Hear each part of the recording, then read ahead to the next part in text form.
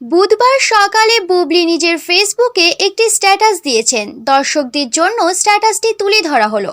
Mister Shakib Khan, আপনার বিশেষ কিছু সাক্ষাৎকার খুব অপরিচিত লাগে, কেমন যেন বাস্তবে দেখা আপনার সাথে মেলে না।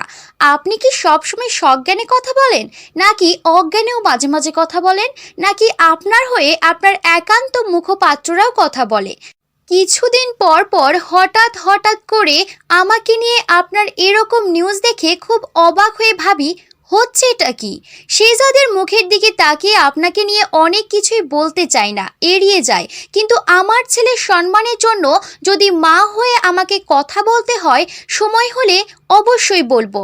বুবলি আরও লেখেন, আমরা জাস্ট একটা সুন্দর ঈদ কাটালাম, শেহজাদকে সহ একসাথে ঈদ কাটিয়েছি, গাড়িতে ঘুরেছি, গান শুনেছি, আপনার আপকামিং মুভির ঈদ নিয়ে গানও শোনালেন, আপনার জোকস শুনে হেসেছি, একসাথে খাবার খেয়েছি, আপনাকে খাইয়েও দিয়েছি, গল্প করেছি। শেহজাদ ছাড়াও কয়েকদিন আগেও আমরা এই ঈদ এবং ঈদের পরেও একসাথে থেকেছি, টাইম স্পেন্ড করেছি। কিন্তু কিছুদিন পর পর কী উদ্দেশ্যে আপনি আপনার স্ত্রী, এখনও আপনার সাথে আমার ডিভোর্স হয়নি, এবং আপনার সন্তানের মাকে নিয়ে আপত্তিকর ইঙ্গিতপূর্ণ কথা বলে সংবাদ করে ক্ষীণ চিন্তা প্রকাশ করেন। এগুলো কিন্তু আর্কাইভে থেকে যাবে এবং শেহজাদ কিছুদিন পর বড় হয়ে এসব দেখবে এবং ভাববে কি নোংরাভাবে আপনি তাকে ক্যাশ করে তার মাকে প্রতিনিয়ত হেয় করেছেন।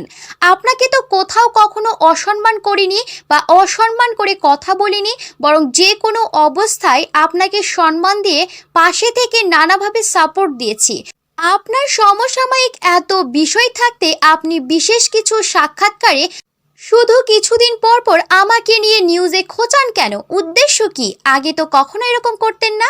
নাকি আপনার বিশেষ সাক্ষাৎকারে আর অন্য কোনো বিষয় তখন একান্ত মুখপাত্ররা পাশে থেকে কেউ ডাবিং করে দেয় না? সব কিছুই ঊর্ধ্বে একজন মানুষ হিসেবে কিছু কথা বলতে চাই আপনাকে। ভালো ভালো সিনেমা করুন, তবে মনে রাখবেন সুপারস্টার ডোম জীবনের একটা অংশ, কিন্তু এটাই পুরো জীবন নয়।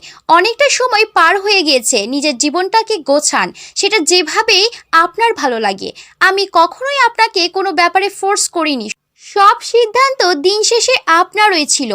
এখনও আপনার কোনো কিছু মনে হলে সেই সিদ্ধান্ত একান্তই আপনার, সেটা যে সিদ্ধান্তই হোক। আমি অবশ্যই শুভকামনা জানাবো, কিন্তু বিনীত অনুরোধ করব, আবারও কোনো লুকোছাপা করে আর কোনো বাজে কনফিউশন তৈরি করবেন না।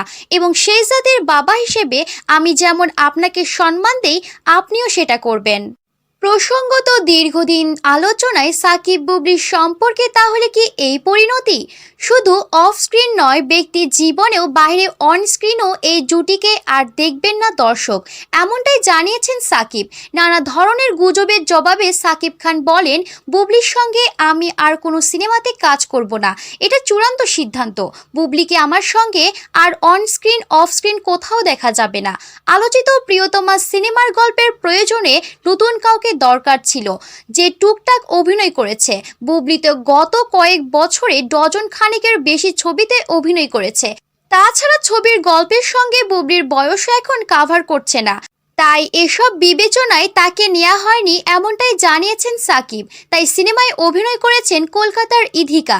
এমনকি সদ্য মুক্তি পাওয়া লিডার আমি বাংলাদেশ সিনেমার সুরমা সুরমা একটা রোমান্টিক গান হওয়ার পরও দুজনের মধ্যে চোখে পড়ার মতো দূরত্ব ছিল, কাছাকাছি দেখা যায়নি তাদের।